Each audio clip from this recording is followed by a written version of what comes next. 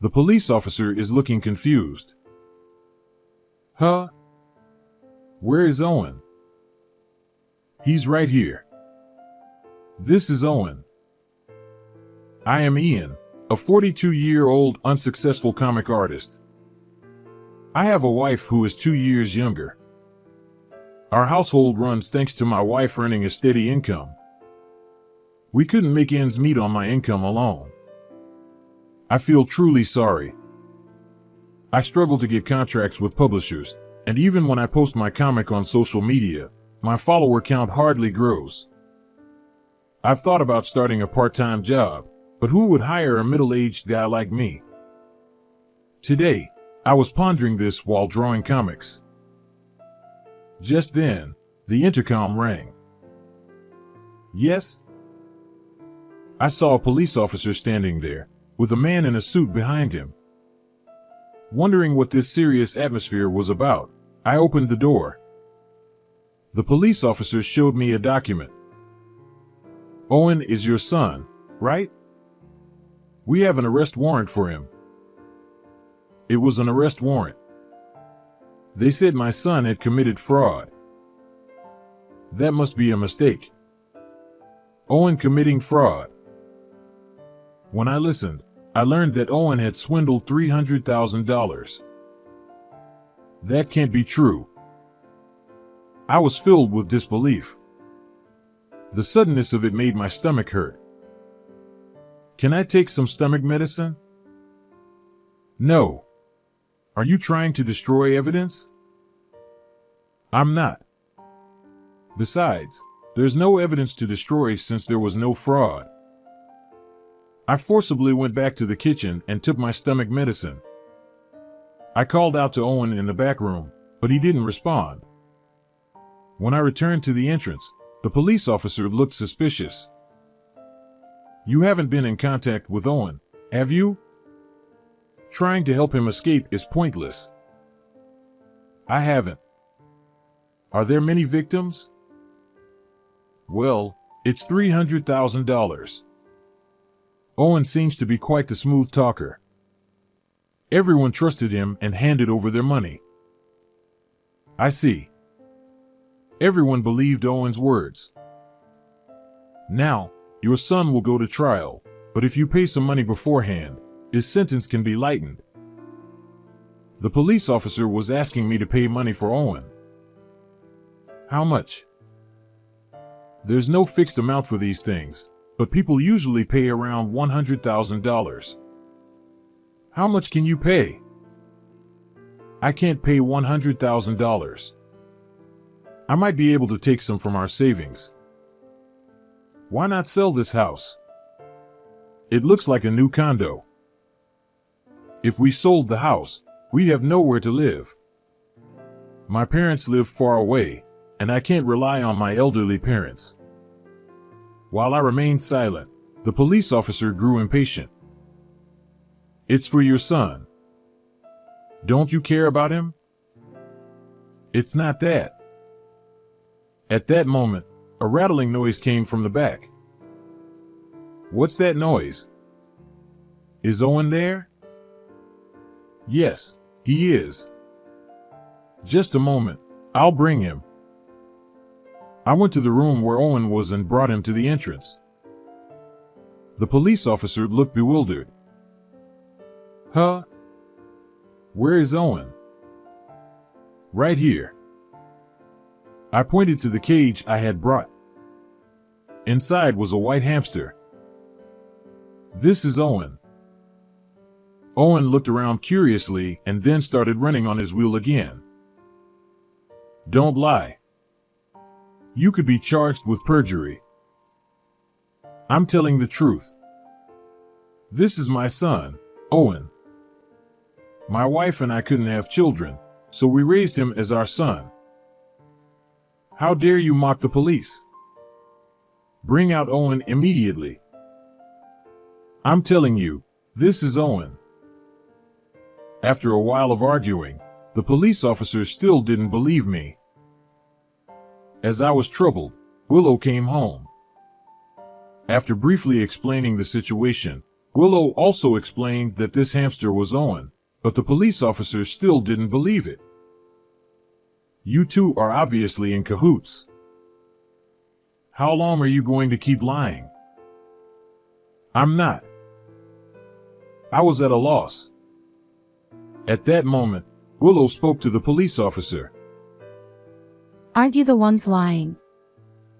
The police would know that we don't have a child if they checked. Are you insulting the police? Do you want to be arrested for obstructing official duties? Can you show us your police badge? That's not the issue here. Bring out Owen first. Can't show it. The police are supposed to show it when asked by citizens. We can show it. The police officer quickly flashed his badge and put it back in his pocket. Which precinct are you from? What's your phone number? I'm Smith from the Los Angeles precinct. I forgot the phone number. Los Angeles precinct, right? I'll call to confirm. I can find the number myself. The police officers started to panic. There's no need to call the precinct over something so trivial. Then, tell me your ID number. My ID number is 54321. And you? Willow asked the other man. I'm 23456. That's strange. ID numbers are supposed to be 7 digits long. We were recently transferred, so we haven't memorized them yet. Yes, same here. We just got them. ID numbers don't change. And no police officer would fail to answer immediately. Willow laughed. Police officers are supposed to know their ID numbers by heart and can answer immediately when asked. Knowing that people might impersonate police, it's a good idea to ask for ID numbers. That's not true. Police officers are human too. The officer kept making poor excuses. Just then, our elderly neighbor walked by. Oh, Owen, long time no see. When the neighbor called to Owen, the hamster, well acquainted with her, made a squeaky noise. Seeing this, the police officer asked, "Is this hamster really Owen?" Yes, of course. He's Ian and Willow's beloved son. After the neighbor left, the two fake police officers were clearly flustered. Naming a pet like a human. It's not that unusual. Besides, Owen is our family, not just a pet. Though they might think it's confusing, people can name their pets whatever they like. Panicking, the two realized they were in trouble. We must have the wrong person. Sorry for the trouble. They tried to salute and leave, but Willow pressed them further. It's not a mistake. The arrest warrant had our address. You were trying to scam us, right? You're imagining things. We wouldn't do that. Can you give me your gun number? No need for that. That's a clear violation. Police officers are supposed to know and provide their gun numbers when asked. If they don't, it's almost always a scam. Unable to take it anymore, the man in the suit tried to run. Just then, real police officers arrived. The two fake officers were promptly arrested. Willow saluted them with a loud voice. Thank you very much. The real officers returned the salute. Seeing this, the fake officers murmured, "Really? What on earth?" Willow said, I can answer my ID and gun number immediately. The fake officers turned pale. Yes, Willow is a police officer. When I went to take stomach medicine, I called her. She contacted the precinct and came home first. The criminals were safely taken away. I collapsed from the relief. Are you okay? I'm so glad you're safe, Ian. Willow pulled me up by the hand. Willow, you were amazing. Right? Tell me more. She laughed heartily with her hands on her hips. She's a reliable wife. I couldn't have managed this alone. Later, it was revealed that the two perpetrators were part of a large fraud group. Other members were also arrested one after another, eventually leading to the capture of the higher-ups. I was supposed to receive a letter of appreciation, but all I did was call Willow. I wondered if it was really okay. It's fine. Thanks to your call, Ian, the group was caught. Willow said. I decided to accept the letter of appreciation. The news of an unsuccessful comic artist like me receiving a letter of appreciation made it to online news, and then I started getting job offers. When I began writing a comic modeled on Owen, it became a huge hit. It was adapted into an anime and merchandise, becoming increasingly popular, and I quickly became a famous person. However, I haven't forgotten that my current life is thanks to Willow and the police officers who came to help. From now on, I will cherish and enjoy my life with Willow and Owen. Thank you for watching until the end. How did you like this story? Subscribing to the channel would be a great encouragement for our production. See you in the next video. Don't look for me. I want to be free. One day when I got home, I found this note and a divorce paper on the living room table. What does this mean? What's happening? I was confused and called my husband. He answered after a few rings. What do you want? I could tell from his voice that he was in a foul mood. I just got home and found this note and the divorce papers. What is this all about? It's exactly what it looks like. If I could understand just by looking, I wouldn't be asking. I'm fed up with you. Suddenly, he yelled into the phone. You're always tying me down. Can't you trust me at all? I've done so much for you. Tying you down? I haven't done anything like that.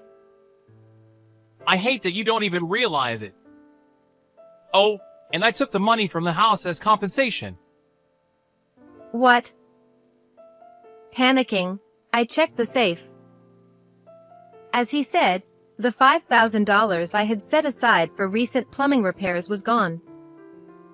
I was stunned by his unbelievable behavior. Moreover, he claimed I was tying him down, but we are both full-time employees, leading such busy lives that I hardly have time to restrict him. It's not uncommon for us to end the day without even having a proper conversation. Talking over the phone won't solve this. Please come home. No way! I'm going to enjoy my freedom. Wait, please. Ignoring my plea, he hung up the phone.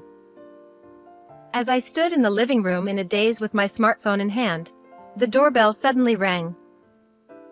The sound echoed loudly through the empty house. Yes. Wondering who it could be at a time like this, I looked at the intercom screen and saw my mother-in-law standing there. Nancy, can I come in for a moment? She looked angry and entered the house before I could invite her in. Jason just called me. He said he was leaving this house for a while. What did you do to him? What? I was startled that my husband, who had left a note and disappeared, would call his mother. She glared at me as if I were her worst enemy. What exactly did Jason say? He said he's fed up with you. And he told me all about you. You're always out having fun instead of doing housework, aren't you? No, that's not true. It's true that I don't do much housework, but that's because I have a job. Before we got married, Jason and I talked about this thoroughly and we both agreed on it. We'll both work hard and save money for a while. We'll think about kids and the house later. Jason did say that. We also promised to share the housework, but he never helped once. I would manage to do the minimum chores in my spare time. I tried to explain this to my mother-in-law, but before I could open my mouth, she opened the balcony door without asking. You left the laundry hanging out until this hour. And what's with this flashy underwear? Are you cheating on my son? No, I'm not. Then why are you wearing these? My precious son. How dare you? She hysterically yelled and grabbed my underwear from the drying rack, throwing it at me. You haven't even cleaned properly. And what's with all this pre-cooked food? You're just being lazy. She opened the refrigerator without permission and ruthlessly threw away the food I had prepared on my day off. Please, listen to me. Who would listen to you? When Jason comes back, I'm making sure he divorces you. And be prepared for alimony. With that, she left. I was left in shock by her cruel words and actions. I'm so tired of this. How did it come to this? When we were dating, my husband was so kind and caring. Despite feeling drained by my mother-in-law's sudden visit, I couldn't just leave things as they were. I took a deep breath and called my husband again. Jason, please come home. Shut up! Don't look for me! I'm not answering any more calls. But Don't bother messaging either. Goodbye. his cold voice left me speechless as he hung up. Sitting there in a daze, I began to remember something that happened in the past. It was about a year ago. Jason is cheating? I had run to my in-laws' house in tears. My own family lived far away, my father had passed away, and my mother was too ill to rely on. The only place I could turn to was my in-laws. Yes. What should I do? When my husband's affair was discovered, he didn't apologize.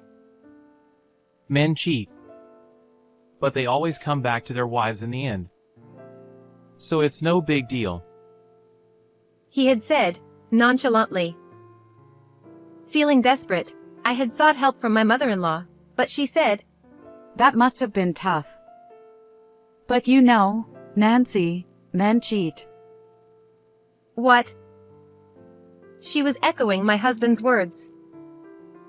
I went through tough times too. But my husband eventually came back to me. That's just how men are. So stand tall. That's. Or maybe Jason's cheating is partly your fault. Her gaze hardened, and I recoiled under her stare. Maybe this is happening because you're not at home to take care of the family. But Jason agreed to both of us working. That's a lie. Jason always said he wanted you to be a housewife. He did? My husband had never complained about me working. But had he told his mother differently? Was he feeling differently all along? Anyway, you two need to sit down and talk things over. With those cold words, she sent me away, and I could only go back home. Later, when I tearfully confronted my husband about his affair and mentioned the possibility of divorce, he finally apologized. I didn't realize you were so upset. Nancy! I'll never cheat again. he said, but that promise was also broken. After that, he has continued to cheat, apologizing whenever I confront him. I was already wondering how long this could continue when he said, Don't look for me. "This is a good opportunity." I murmured, and started moving towards a conclusion. A month after my husband disappeared, I was in a certain place when I received a call from him. "Oh, it's been a while, Jason. How have you been?" Since that day, I hadn't contacted him once, as he had asked.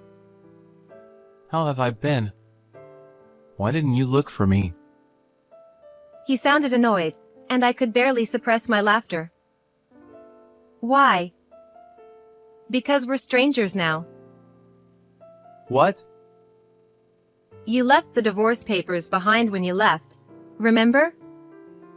I submitted them to the city hall that very day. What? His scream was so loud that I had to hold the phone away from my ear. Calm down. Don't yell out of nowhere. You submitted the divorce papers? Yes. You were so fed up with me that you disappeared. Isn't that what you wanted? But... I mean, it's not the first time I've left. True. How many times has it been since we got married? Each time, I worried like a fool. Then this time, too. But this time, you even left the divorce papers. You wouldn't have written something like that as a joke, would you? Oh. Well, that was... Or are you saying that your past disappearances and even writing the divorce papers weren't serious? He was clearly flustered. His disappearances were essentially just a childish game. At first, I genuinely worried, but once I realized his actions were just to get my attention, I grew indifferent. His repeated infidelities were likely for the same trivial reason, to provoke my jealousy. My outward confusion over my husband's actions was just an act. During his latest disappearance, he told my mother-in-law strange things over the phone, causing her to storm into our home. I had to pretend to be flustered. But while I played the role of the long-suffering wife enduring her husband's antics, I was secretly preparing to file for divorce and move out. Oh, and by the way, I've moved out of the house. I sent all your belongings to your parents' house, cash on delivery. By now, your mother must be quite surprised by all the packages. What? You did that without my permission? Without your permission? That's funny. I was the one renting that apartment. In fact, the house we lived in was rented under my name, and I paid all the bills. In return, my husband promised to save his income for a future home, but that money likely went towards his affairs. But that house was mine too! How could you just move out? You abandoned the house when you disappeared. Is there a problem? Of course there's a problem! Where are you now? Why would I tell you? We're strangers now. When my husband left the divorce papers and disappeared, I saw it as an opportunity. I immediately filed the papers and contacted my strong brother and dependable sister. My brother swiftly handled the moving preparations, and my sister, who works in real estate, found me the perfect place, which I quickly rented. My husband had no idea, but I had been preparing for this moment for a long time, so everything went smoothly. I was now living in a small, single-occupancy apartment far from the house I had left behind. It had a secure entry system, making it safe, and it was well outside my husband's usual haunts, so he wouldn't easily find me. Are you serious? Are you really leaving me? My husband's voice came weakly through the phone. I'm not leaving you. I already left. I'm completely fed up with you. I swear, I won't disappear again. I promise. It's too late for that. I'll stop fooling around too. I just wanted to make you jealous, but losing you completely. Oh, so your infidelities were for that reason, too. Aw, He regretted slipping up, but his affairs didn't matter to me anymore. I used to hate you more than anyone in this world, but now I don't even care. I'm sorry. My honest words left him speechless. you can't be serious? Why would I lie? Wait, please. Let's talk this through. I asked to talk many times, but you refused. There's nothing left to discuss. This call is just a waste of time. Please, Nancy. I love you. Well, that's your problem. I don't feel anything for you. And with that, I hung up. There was no reason to talk to my husband, my ex-husband, any further, so I blocked his number. Finally, I'm free. Time to enjoy my freedom. I shouted this joyfully in my new apartment, feeling a profound sense of relief. Now, for the rest of the story. Having lost his place to live, my ex-husband had no choice but to move back to his parents' house. His belongings were piled up in front of the house, and the neighbors were whispering about it. My former mother-in-law was furious and confronted him upon his return. Her yelling was so loud that everyone in the neighborhood found out he had been dumped by me. Additionally, my ex-husband tried to shift the blame, saying, It's because Mom bullied my dear wife that this happened. As a result, it became known that my former mother-in-law had been mistreating me, and she was ostracized by the neighbors, leading to a lonely life. At my ex-husband's workplace, rumors spread that he was divorced because of his infidelity, causing him to be shunned by his superiors, subordinates, and colleagues. Left with nowhere to turn, he sought comfort from his mistress, but she dumped him as soon as his money ran out. It turned out that I had been paying all the living expenses, and without my financial support, he quickly ran out of money. Now, with no one to rely on, my ex-husband spends his days like an empty shell. It's a classic case of reaping what you sow. Meanwhile, I'm thoroughly enjoying my newfound freedom as a single woman. My sister has offered to introduce me to someone nice, but I want to enjoy this freedom a little longer. If I meet someone one day who I feel I want to share my life with, I might consider marriage again,